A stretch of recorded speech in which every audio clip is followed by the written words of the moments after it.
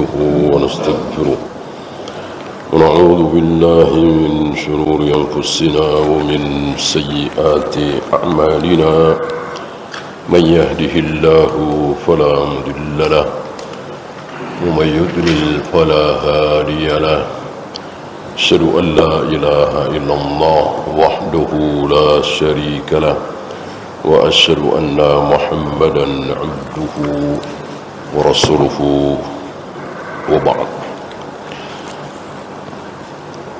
Terakhir tentang satu kalimat yang diucapkan oleh dua manusia terbaik, nomor satu dan nomor dua, dan beliau berdua terpaut ribuan tahun mungkin hidupnya ya. Tapi tatkala terancam keselamatannya, dua-duanya mengucapkan kalimat yang sama. Hasbunallah wa ni'mal wakil. Ini menunjukkan bahwa dua-duanya diajari oleh zat yang sama. Dua-duanya mendapatkan wahyu yang sama. Semakin yakin kita bahwa dua-duanya berada di dalam kebenaran dan kita mengikuti dua-duanya. Walaupun cukup dengan mengikuti yang satu, itu sudah otomatis. Tidak perlu dua maroji', tidak perlu dua rujukan. Satu rujukan saja sudah mencakup dua-duanya. Ya, itu sudah kita lewati. Sekarang kita masuk hadis 77. Masih tentang yakin dan tawakal. An Abi Hurairah radhiyallahu anhu 'anil Nabi sallallahu alaihi wasallam qala: Yadkhulul jannata aqwamun, akan masuk surga. Yang mengatakan Allah lewat lisan Nabi sallallahu alaihi wasallam, pasti akan masuk surga. Siapa? Aqwamun, sekelompok orang. Afidatuhum mithlu afidatit tayr, di mana orang-orang itu hatinya seperti hati burung. Maka bersyukur kita kalau kita memiliki hati seperti hati seekor burung. Bagaimana burung itu atau unggas pada umumnya ya? Mereka pagi-pagi keluar dari sarangnya, keluar dari tempat tinggalnya, tempat tidurnya. Kemana? Enggak ada rencana, enggak ada. Oh, besok kesini nih, kan kemarin udah kesini nih, besok kesini, lusa kesini, enggak ada. Udah keluar aja. Yang penting usaha, yang penting mengikuti sunnatullah. Seperti kita tentu tidak boleh di masjid terus, di rumah terus, dengan berharap rezeki sudah ditulis oleh Allah. Hari ini Allah akan memberikan rezeki berapa rupiah kepada kita sudah ditulis, enggak mungkin bertambah, enggak mungkin berkurang. Lalu kita duduk baca Al-Quran di masjid menunggu rezeki, tentu tidak boleh. Tentu tidak boleh, kecuali kita sudah jadi jutawan, miliarder, perusahaan sudah jalan sendiri, ya kita baca Al-Quran di masjid, ya tentu ya. Tidak berharap datang rezeki tidak disangka-sangka. Tentu kita keluar.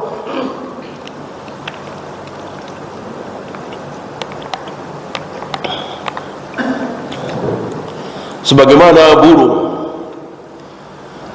ya, dan burung itu dikatakan oleh Nabi tagdu khimasan wa taruhu bitanan. Pagi hari ketika keluar dari sarangnya pasti dalam keadaan perut kosong. Mana ada burung unggas keluar dari sarangnya kenyang? Nggak ada. nggak ada. Sifat hewan kan seperti itu, nggak punya tandon makanan ya, kecuali beberapa hewan. Wabil khusus burung, unggas seperti itu. Wataruhu bitonan, dan ketika sore kembali ke sarangnya pasti dalam keadaan kenyang, perutnya penuh. Dan begitu setiap hari keadaan burung, lemah, kecil, ya, hampir-hampir tidak terdengar mereka mati kelaparan. Beda dengan macan, harimau, giginya begitu kuat, taringnya, kukunya begitu kuat, tenaganya begitu kuat, sampai dijuluki raja hutan, raja rimba. Tapi ada nggak yang mati kelaparan? Banyak singa, harimau mati kelaparan. Subhanallah, subhanallah, ya. Jadi betul-betul dapat makan, dapat rezeki itu dari siapa? Dari Allah. Bukan dari kekuatan fisiknya, kecerdasan otaknya, encer akalnya, tidak. Kita nggak boleh sombong bahwa ada di antara kita rezekinya bagus, gajinya gede karena memang pintar, otaknya encer, yaitu asbab. Bukan berarti tidak ada orang yang lebih bodoh dari dia, rezekinya lebih besar. Banyak sekali. Bahkan nggak kuliah, bahkan SMA aja nggak lulus, jadi jutawan. Ya, punya karyawannya apa? S3, S2, profesor, itu karyawan dia. Padahal dia SMA saja tidak lulus. Adakah? Banyak, insya Allah. Ini menunjukkan bahwa semua kehendak Allah. Jangan berpatokan yang pokoknya kalau pintar, pokoknya kalau kuat pasti begini ya, jangan sombong ya. Makna kedua, riqatul qalbi. Ini makna kedua ya. Punya hati seperti hatinya seekor burung. Makna pertama tadi, jadi betul-betul tawakal. Jadi sebelum negosiasi ini, dia sudah yakin dia mau beli barang saya atau tidak, Allah sudah punya catatan. Nah gitu kira-kira. Sebelum nawarin barang, dia sudah yakin akhirnya dia mau beli atau tidak, Allah sudah punya catatan. Dengan demikian kita tidak mungkin mau nyuap, ngasih pelicin, ngasih sesuatu supaya dia beli dengan cara haram. Kecuali dengan cara halal, sopan, kasih salam, harga dimurahin, banyak diskon, dan seterusnya. Itu semua kan halal, silakan ditempuh, harus ditempuh, karena ada asbab.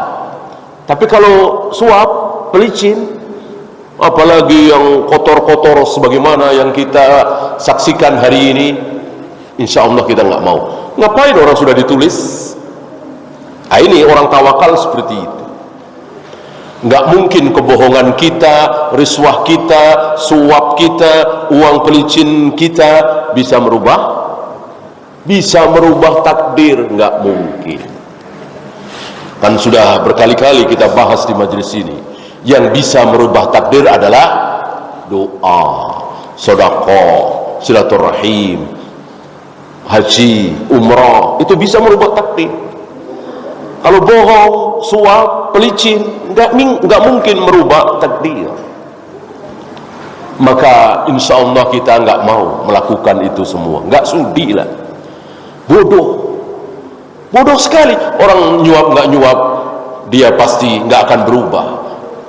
Beli atau enggak, tidak akan berubah gara-gara suap, gara-gara pelicin. Nah, ini ya, ini bekal yang sangat besar bagi seorang muslim mukmin. Bekal ini tidak dimiliki oleh orang Jepang, Amerika, Eropa barangkali. Maka kalau mereka jujur nggak mau pakai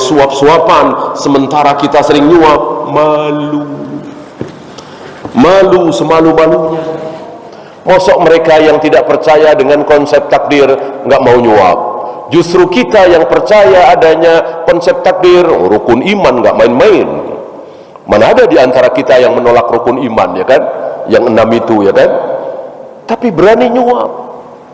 Mestinya dia nggak berani, nggak sudi lah. Orang nggak akan bisa merubah takdir. Aneh kan? Nah itu anehnya orang bodoh. Para ulama, para alim, para nabi, para rasul tidak mau melakukan sesuatu yang dosa, berharap takdir itu berubah menjadi baik.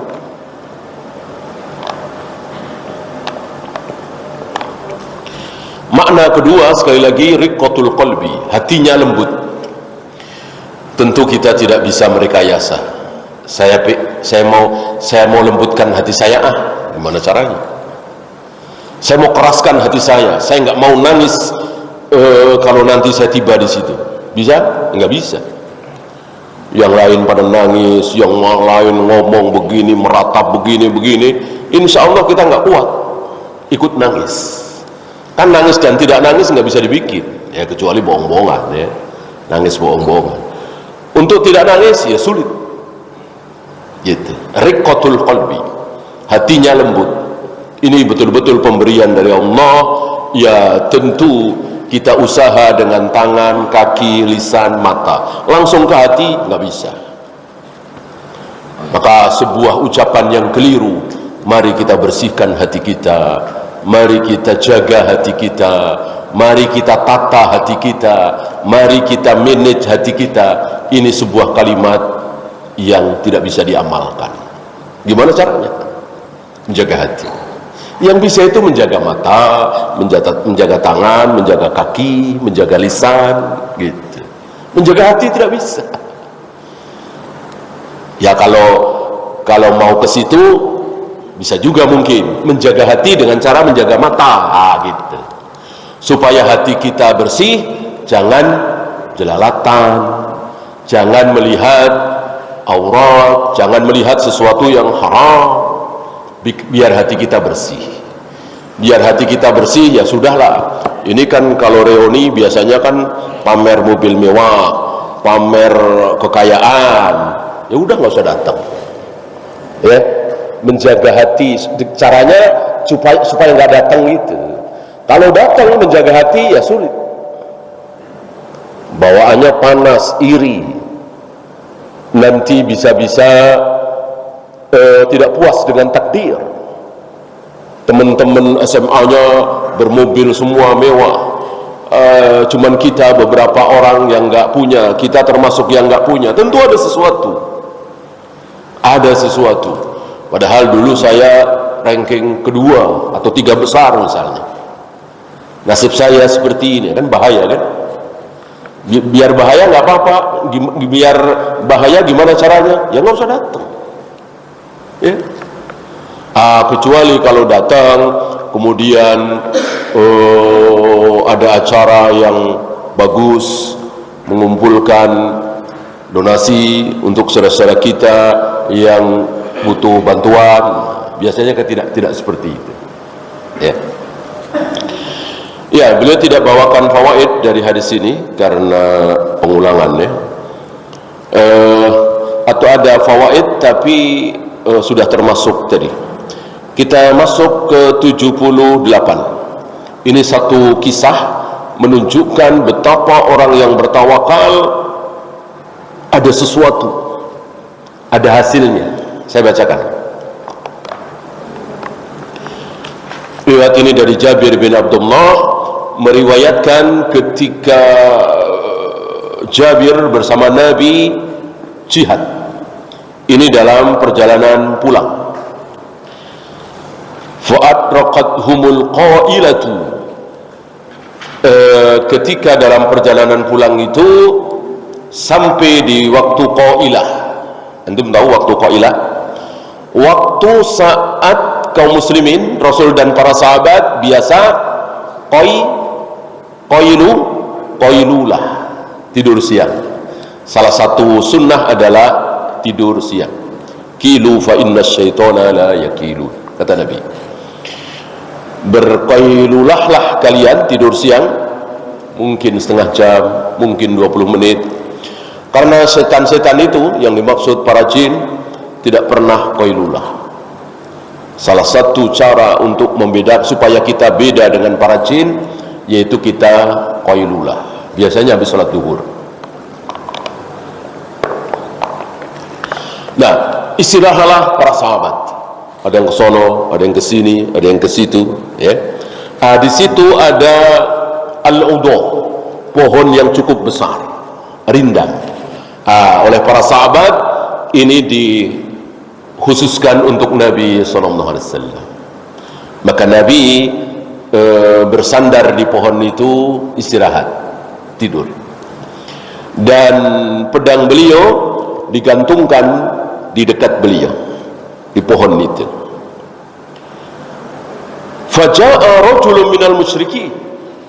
Tiba-tiba ketika Nabi tidur qailulah pulas itu, datanglah seorang laki-laki dari kaum musyrikin. Wa sayfu Rasulillah sallallahu alaihi wasallam mu'allaqun bisyajara fahtaraqahu. Dia langsung mengambil pedang Rasul yang tergantung di pohon itu.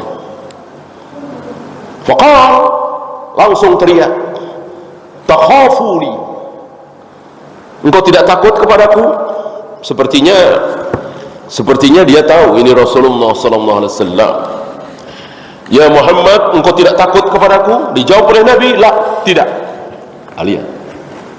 Lihat, Nabi tidak pura-pura berani, Nabi betul-betul berani. Saking tawakalnya beliau kepada Allah, jadi bersandar kepada Allah di saat tidak bisa berusaha apa-apa, betul-betul tertanam pada diri beliau manusia yang paling bertawakal di muka bumi. Ya, kalau masih bisa usaha ya ngambil parang, ngambil pedang, pakai baju besi, ya kan? Ini udah nggak bisa, sudah pedang sudah diangkat oleh si rojul ini, sudah di atas kepala Nabi, tinggal sekali sabetan, gitu. Lalu si rojul ini mengatakan, faman yamna'uka minni, siapa yang bisa menghalangi, siapa yang bisa melindungi engkau dari pedangku ini? Yang bisa menghalangi pedangku terhadap engkau siapa? Dijawab dengan mantap oleh Nabi, Allah. Kita belum tentu bisa, ya. Kita belum tentu bisa. Kita tiap hari sholat berjamaah, baca Al-Quran, tiba-tiba ketika ada pertanyaan seperti itu, mungkin, ya, mungkin tidak spontan Allah, mungkin ada kata-kata lain, ya. Jangan begitulah, ampuni saya, apalah. Nabi tidak. Nabi tidak. Dengan satu kata, Allah, faman yamna'uka minni, yang akan menolong engkau dari pedangku siapa? Satu kata keluar dari lisan Nabi, Allah. Sekali lagi, kita belum tentu sanggup. Dan banyak di antara saudara-saudara kita, kan ada rekaman apa itu, kotak hitam, ya, kan ada suaranya itu. Banyak pilot-pilot muslim, apakah detik-detik mau nabrak gunung itu semuanya mengucapkan astagfirullah, la ilaha illallah, subhanallah? Enggak, ada yang mengucapkan kalimat yang bukan kalimat thayyibah, padahal muslim. Kalau kafir udah jelas, ya. Ini berarti tidak semua orang bisa seperti itu, apalagi dalam keadaan seperti itu. Semakin seseorang bertawakal, betul-betul bertawakal kepada Allah, insya Allah, ya. Fasaqata as-sayfu min yadihi, mendengar nama Allah disebut, si rajul ini langsung pedang yang di tangan dia itu terjatuh, mungkin gemetar atau apa, tentu ini kehendak Allah, ya kan. Fasaqata as-sayfu min yadihi, terjatuh itu pedangnya dari tangannya. Fa akhadha Rasulullah sallallahu alaihi wasallam as-sayfa, langsung pedang itu diambil oleh Nabi sallallahu alaihi wasallam. Lalu gantian Nabi berdiri Dia dalam keadaan tidak bawa pedang, Nabi bawa pedang. Ya tentu secara logika nggak mungkin menang ya. Yang satu pakai pedang, yang satu tidak pakai pedang. Gantian Nabi bertanya, man yamna'uka minni? Sekarang siapa yang akan menolong engkau dari pedangku ini?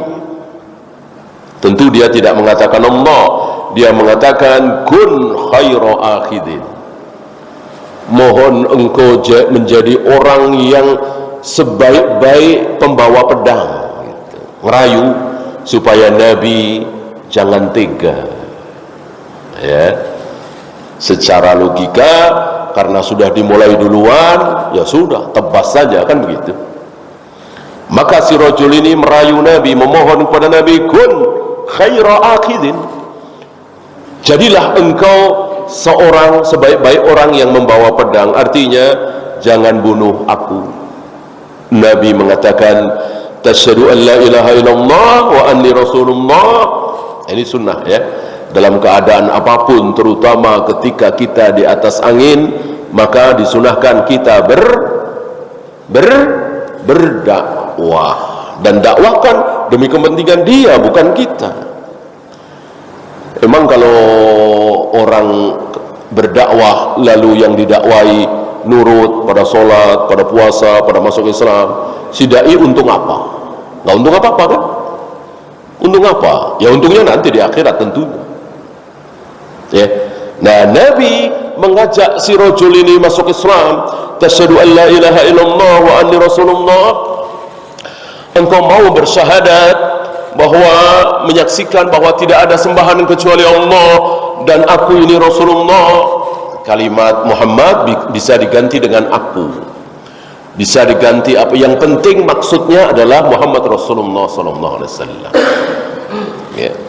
Karena syahadat ini adalah sebuah keyakinan, bukan lafaz bacaan sholat. Nah, itu nggak boleh dirubah-rubah. Syahadat bisa, karena kan pengakuan, keyakinan. Engkau mau bersaksi bahwa tidak ada yang berhak disembah kecuali Allah dan aku ini utusan Allah? Dijawab oleh si rajul tadi, la, nggak mau ya. Ini luar biasa, udah kepepet ya, diajak masuk Islam nggak mau. Nabi nggak berani maksa. Inilah Nabi kita Muhammad Rasulullah sallallahu alaihi wasallam. Beliau mengamalkan la ikraha fid din. Tidak ada paksaan dalam agama, nggak boleh dipaksa. Nggak mau masuk Islam, ya sudah. Nabi nggak mengatakan, ya sudah, kalau nggak mau masuk Islam saya bunuh. Enggak, itu maksa kan. Walakinni uahiduka alla uqatilaka.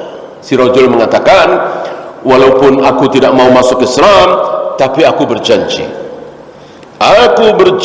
bahwa aku tidak akan memerangi engkau, tidak akan berusaha membunuh engkau, mencelakakan engkau. Wala akuna ma'a qaumin yuqatiluna, dan aku tidak akan bersama orang-orang yang memerangi engkau. Misalnya kafir Quraisy, Abu Lahab, Abu Jahal dan kawan-kawannya memerangi engkau, aku nggak ikut-ikutan, aku tidak ada di kelompok mereka. Itu kira-kira.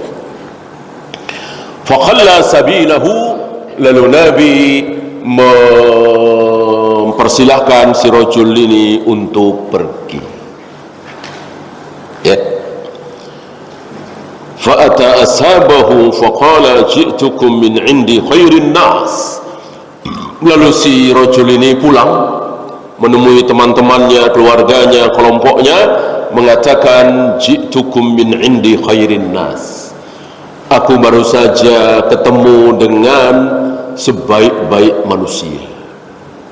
Ini musuh ya, nggak mau masuk Islam, musuh Nabi SAW. Dengan jujur si musuh ini mengatakan, ji'tukum min indi khairin nas. Aku baru saja ketemu dengan sebaik-baik manusia. Nggak ada manusia sebaik dia. Yang bilang musuh.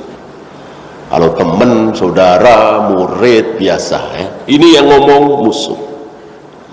Inilah Nabi kita Muhammad Rasulullah sallallahu alaihi wasallam. Ya, sebelum kita bersoal jawab, saya pilihkan beberapa fawaid. Ada banyak, saya pilihkan. Atharu tawakkuli 'ala Allah fil khalasi min asy-syada'id. Tawakal itu ada asarnya. Tawakal itu ada bekasnya. Tawakal itu ada hasilnya. Apa hasilnya? Selamat dari musibah. Gitu. Biasanya kalau musibah datang, kok kita tawakal? Insya Allah kita usaha ya yang halal lah, cuci tangan ya. Katanya ini lagi banyak virus ya, cuci tangan kan halal ya, pulang dari mana-mana mandi kan halal ya. Tidak haram ya. Masjid ditutup, wah itu kan jelas haram juga. Sementara di masjid nggak ada ulernya, nggak ada macannya, nggak ada harimaunya ya, tapi ditutup, ini kan luar biasa. Biasanya Allah selamatkan. Dan 2 tahun lebih ini kita menyaksikan ya, antum bisa membedakan siapa yang tawakal, dia berani sholat berjamaah rapat-rapat, bandingkan dengan yang ketakutan ya. Mau mampir masjid sholatnya dilihat dulu rapat apa enggak, kalau rapat enggak jadi ikut ya, kena ya. Dan itu banyak terjadi justru dengan tawakal pasrah kepada Allah, karena memang enggak kelihatan ya. Kecuali kita lihat nih, itu ada virus nih ya, tentu kita jangan deketi itu. Sebagaimana sabda Nabi, firra minal majtum kama tafirru minal asad. Larilah engkau dari orang yang berpenyakit kusta sebagaimana engkau lari dari singa. Kita disuruh lari, kelihatan kan itu orang penyakit kusta, oh itu singa. Oh, virus nggak kelihatan ya. Usaha apa? Udah, besarkan pasrah kita, tawakal kita. Usaha bolehkah? Boleh, yang halal. Cuci tangan segala macam itu kan halal. Yang haram jangan ya. Sholat menutup wajah kan nggak boleh. Yang perempuan pakai cadar aja, kalau sholat, kalau ihram suruh dibuka, wajib. Apalagi kita yang nggak pernah pakai cadar ya kan ya. Yang pakai cadar sehari hajat suruh dibuka, dan begitu seterusnya. Tawakal, pasrah. Satu lagi,